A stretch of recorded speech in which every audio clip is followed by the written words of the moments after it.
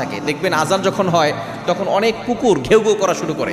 বিশেষ করে দেখবেন মসজিদের আশেপাশে যে কুকুরগুলো থাকে আজানের সময় তারা ঘেউ ঘেউ শুরু করে, কারণ এই কুকুরগুলো শয়তান দেখতে পারে। নবী সাল্লাল্লাহু নিজে বলে দিয়েছেন এই আজানের সময় শয়তান পালাতে থাকে।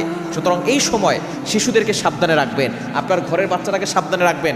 বিশেষ করে মহিলা মা বোন যারা আছেন তারা সাবধানে থাকবেন। অনেক সময় চুল খোলামেলা রেখে আপনি বারান্দায় চলে যাচ্ছেন, ছাদে চলে যাচ্ছেন আজানের সময়, এই সময় কিন্তু এই শয়তান আপনার উপরে অ্যাটাক করতে পারে। এই জন্য অবশ্যই সতর্ক থাকবেন এবং আজানের সময় আপনি আজানের জবাব দিবেন। আপনি আল্লাহু আকবার আল্লাহু আকবার আশহাদু আল্লা ইলাহা ইল্লাল্লাহ আশহাদু আন্না মুহাম্মাদুর রাসূলুল্লাহ, মুয়াজ্জিন যা বলবে আপনি তাই বলবেন। শুধু হাইয়া আলাস সালাহ হাইয়া আলাল ফালাহ এই সময় আপনি লা হাওলা ওয়ালা কুওয়াতা ইল্লা বিল্লাহিল আলিয়্যিল আযীম পড়বেন।